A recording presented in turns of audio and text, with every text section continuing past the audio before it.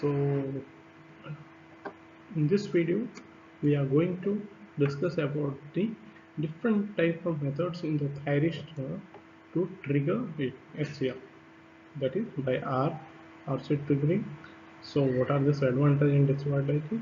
So we'll look in detail about the process of triggering using R and RC. So before that we need to know about, because the here we mainly classify, we are looking for the different triggering techniques we had looked at in our previous videos. So what is here, we are not going in all different types of, like what we had a thermal triggering, the light triggering, everything. Just we are going the gate triggering. In that gate triggering we are going to discuss about R and RC triggering. Then in the pulse triggering we are going to discuss about the UJT. The pulse triggering, the UJT will go into the next video. So here just we will discuss about the gate triggering. In that gate triggering we are going to discuss about R and RC.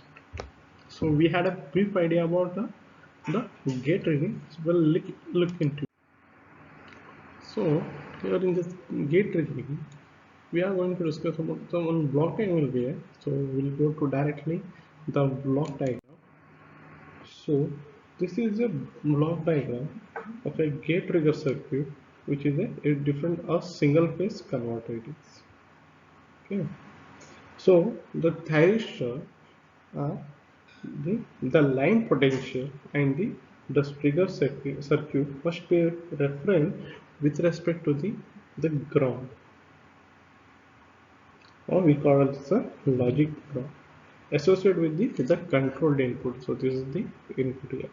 Therefore, the zero crossing detection of line voltage synchronization and the gate pulse generated with the gate trigger circuit must be isolated from the potential by means of a transformer. So this is the transformer which has been isolated from the main voltage. The gate trigger circuit also requires the DC power supply, which reference with respect to the logic ground potential. So it has to be logically ground potential. So this is the ground here. So usually it has to be a ground here. So we know that the transformer here one line it will be there, and this is the ground logically we say. Usually when we refer a transformer 12 0 12 we say, or 18 0 18 we say, like that it will be. So then this DC voltage can be supplied by rectifying the output of the line voltage. So as per the whatever the input has been given from the transformer, so that has been stepped down or has been given to the rectifier circuit, and we can get the rectified output, and also a filter has been set to it. With the help of this one we can set it and we can make it a rectified output. We don't see it as a exact DC, we say it's a pulsating DC usually. So here we have implemented the capacitor acting as a filter, but it is just to remove the ripples. As per, if you use the higher capacitor value, so that we will have the less ripples. So if you use a 470 microfarad and 1000 microfarad, the 1000 microfarad will have a less ripples. So over we get the output. This AC synchronization, so you can see it, AC is converted into the ramp voltage, and it is delayed, and is being delayed by a delay angle block, which gets synchronized to the zero cross detection there. So what is it? So this is what the ramp voltage has the constant peak amplitude is compared with the control voltage. So whatever we have here, so it's delayed and within compared with this input voltage. The during alternate half cycle, when the ramp voltage equals the control voltage, a pulse, we say it as a pulse, the signal of the controllable duration are being generated. In this manner, the delay angle can vary over nearly fully range of 0 to 180 degree, and delay angle is proportional to the whatever the control voltage. So whatever this is, so we can see here directly, and general we can say what, so whatever is there we can get a thyristor converter. We can see it as a DC supply with using a diode here, and you can get the pulsating outputs here. So this is what the different, though we can calculate so different by different triggering criteria. So we can see it here, the transformer, whatever the line voltage has been given, this is the control voltage, and this control voltage is controlling the alpha. And this thyristors T1 and T2 and T3 and T4 are the different triggering pulses when it has to be made on.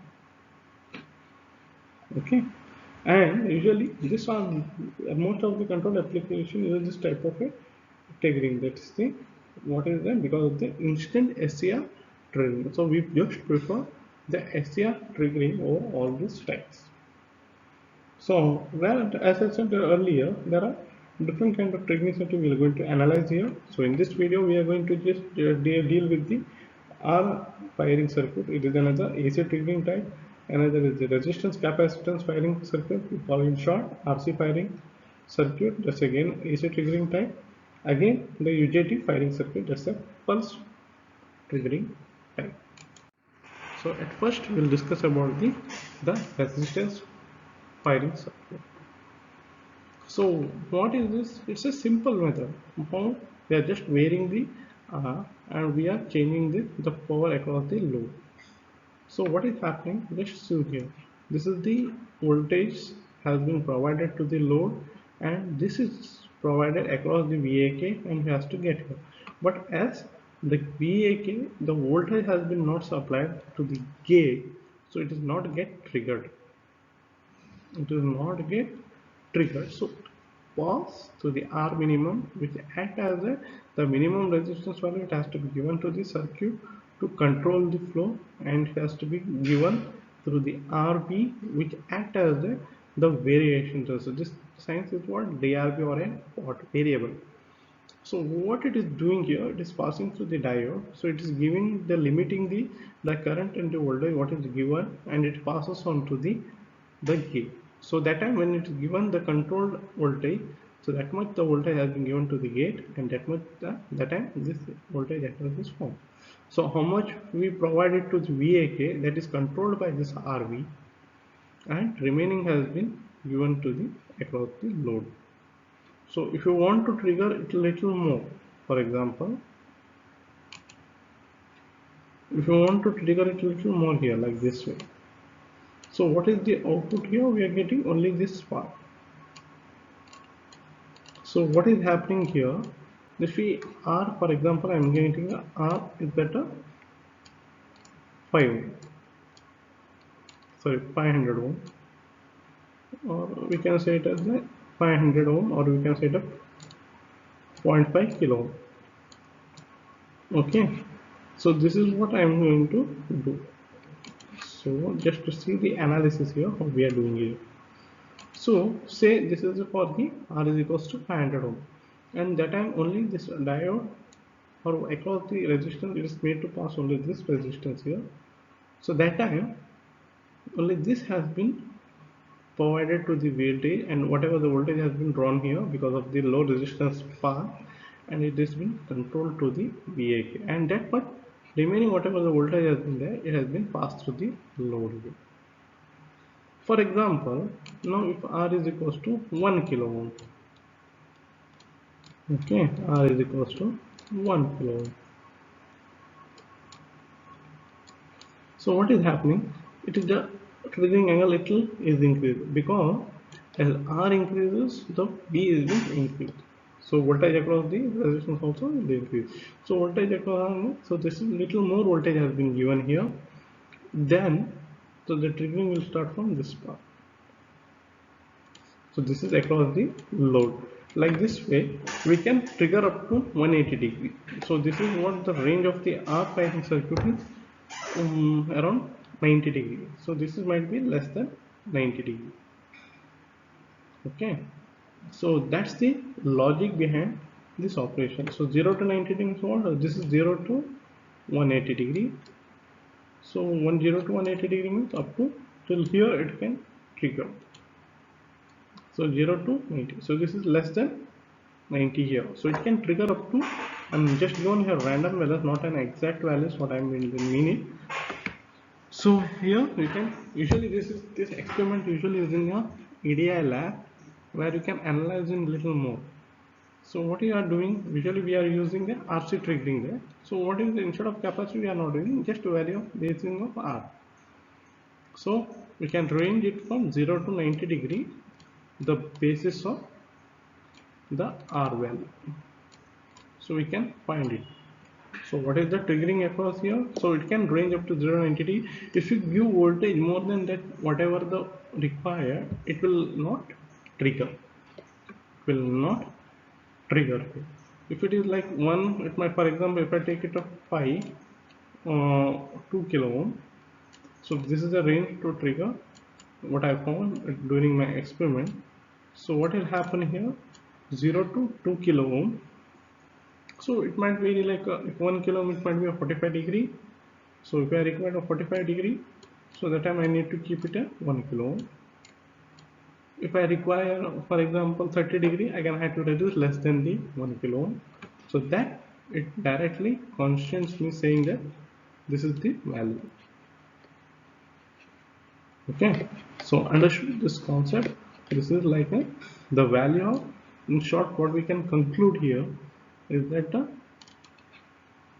the value of R is directly making the voltage required by the gate is being controlled by this diode and RV. So what has happened if any more voltage and more current goes? So it has to look at the SR safety. So that time this RV stabilizing resistor has been plotted or implemented here. This is to control the diode. If anything excess more current or voltage has been given, it is going through this one and it is going to be grounded here. So this is what the concept and the operation of the arc firing circuit. So as we have discussed here, so some small derivations are in there. If a RV value is increased, the gate current will reach its trigger value IG minimum at a greater value of ES, making the SCR to trigger at a later point in the ES positive cycle. If a trigger angle A alpha will increase, the opposite will occur in the RV decrease. So this is what the minimum trigger angle has to be obtained with the RV equal to 0. What I said, 0 to 90 degrees. So if RV is equal to 0, so nothing triggering will occur. So as we need to trigger. Now with the R minimum is placed between the anode and cathode so that the peak gate current of the thyristor is not exceeded. As I said, the same thing. That is it has reached when the peak value supply voltage has reached its peak value Emax. So for that purpose, we need to control it by the R minimum. As that if that voltage has been increased or the current has been increased, directly affect the diode. R minimum greater than or equal to is what should be Emax divided by Ig.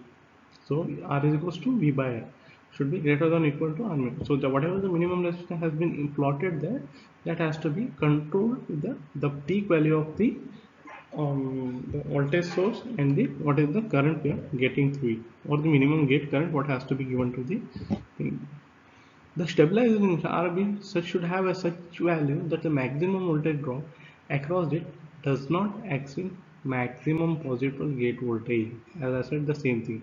If it is provided, if what will happen, so that has to be done. So this has to be stabilizing resistor here. So that for that voltage depression, RB should be less than or equal to RV plus R minimum.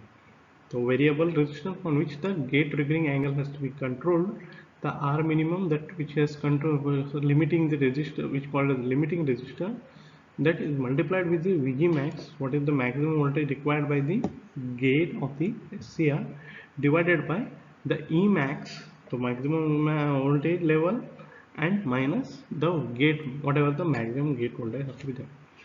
The thyristor will trigger when the instantaneous voltage ESE, the ES is equals to Ig minimum into RV plus R minimum plus VD. This is the voltage drop across the diode plus VG minimum.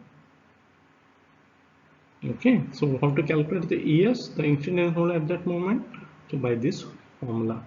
So this is what a simplest and economical circuit. However, it suffers from several disadvantages. First, the trigger angle alpha is dependent on the IC, just IG, ICR, SCR's IG minimum. So we cannot vary. We know we can vary even among the different type. Is also some kind of high temperature dependent. So if we meet more, its efficiency might differ. So triggering angle can be varied only up to an approximate value of 90 degree with this circuit. As I said, the range is from 0 to 90 degree. So if ES is maximum at that 90 degree and the gate current has to be reached IG minimum somewhere between 0 to 90 degree. If it all. So that's the concept what I am telling. If it will all. That's it. However, it will be by with respect to the 90 degree. The limitation means that the load voltage can vary only from 0 to 90 degree. If I want to vary it from 90 degree to 180 degree, so I want that range. So that I need to go for RC firing circuit. So here the limitation of the resistor firing circuit can be overcome here. Now that's why angle firing angle is increased from 0 to 180 degree, from 0 to 90 degree. Now we can change the phase and the amplitude of the gate current, and a large variation of the firing angle is to be using this circuit. So this is the circuit which has to be looked and to which we need to be analyzed here. So here it consists of two diodes here, D1 and D2, with an RC network. So this acts as a R and this as a RC network, turn on the SCR, turn on the SCR. Okay, so it is the RC half-wave triggering. Say half-wave triggering circuit. By RC network, a large variation in the value of firing angle can be obtained by changing the phase and the amplitude of the gate current. By changing the value of the RP, the firing angle can be controlled from 0 to 180 degree. So how it is done? First, during the negative cycle, through D2 get on, and through it the C will get charged to the negative. Okay, but the initial value from the minus Emax, it is going to charge to the lower plate positive to the peak value of the Emax. So here what is that? It is going to charge first minus Emax. So then this capacitor voltage remains constant at minus Emax until the supply voltage is 0 value. Then the SCR anode voltage passes through the 0 when the capacitor charges to the positive voltage value to get trigger voltage, that is VGT is equals to VG minimum plus VD1. So VG minimum what we are giving here, and plus VD1, whatever the voltage has been given has to be given here, but till here the capacitor is going to charge negative here. Then you can see it here. This is the path up till the negative half cycle. It has been charged to the negative value. Unless and until it has reached to 0, it will be the negative, minus Emax, and suddenly it has become 0 when the triggering angle has been given. From where, see, you can compare it here. So this is what the small voltage it will be there, that is the gate voltage there, VGT. So VG minimum plus VD1. So it has been charged up to the negative here. Okay, so here is the capacitance charge to the negative minus Tmax, and it gets become, as it passes 0, it becomes from 0 till 1. So it is more than 90 degrees. So it has been reached here. So till here it has been triggered off. So this is the angle of alpha. From here, whatever the voltage has been remaining has been given across the load here. So till here it is. So how the capacitor value? This is the delay here. If the capacitor value is high, it gets charged soon, and it has to be discharged up to the 0 value. So SCR is triggered after this. The capacitor holds to a small voltage value. So this is the small voltage value. During the negative half cycle, During the negative off cycle, D1 prevents the breakdown of the gate to the cathode junction here. So it avoids anything more excess voltage to be given to the gate to avoid that cathode junction. In range of power frequency, the RC or zero output voltage is given by RV and C, which has to be greater than or equal to 1.3 T by 2. What is that? The time duration has been calculated with respect to the R and C value here. It should be greater than or equal to this value. That also can be written by 4 pi omega. That T is equals to 1 by R, the period of the AC line frequency in seconds. The thyristor will turn on when the capacitor voltage EC equals the VG minimum plus VD1, provided the gate current IG minimum is available. So we have to provide some minimum the current. Therefore, the maximum value of RV is given by ES greater than or equal to IG minimum into RV plus EC. IG minimum RV plus EC. Then that is equal to the IG minimum into RV plus VG minimum plus VD1, or we can even say it as RV less than or equal to ES minus VG minimum minus VD1 divided by IG minimum. So here we can get a C value. We can get from this here the RV value can be substituted here and we can get the C value here. So we can look at this thing and we can say we can get a suitable value from this equation 1 and 2. So we can at desired equal we can make it on and off, or we can say it as a trigger at different level from a range of 0 to 180 degree. So but it has some kind of a disadvantages. So both R and RC firing circuits suffer from the following disadvantages. Can be overcome by the UJT. In further videos we can be analyze those things and we can come over it. So they can be employed in power circuit having only one thyristor. Cannot use more than one thyristor. They are capable of open loop control only. They cannot be used for the closed loop there. Due to the lower voltage level near 0 to 180, the gate current is small. So especially in RC firing circuit, the nearly 180 degree gate current minimum due to the maximum value of R. So whatever the gate current has been there has been controlled by the value of R. This will increase the turn on time, especially for RL load, leading to the higher turn on loss. Higher frequency gate signal is desirable for reliable turn on. Both the circuits are not providing the same. So and also we don't have any electrical isolation between the control circuit and the power circuits here. So what you can see that we don't have any control circuit and power circuit, we don't have any isolation here. And one more thing, the gate signal is desirable to reliable turn on here. So both circuits are not capable of providing the same there.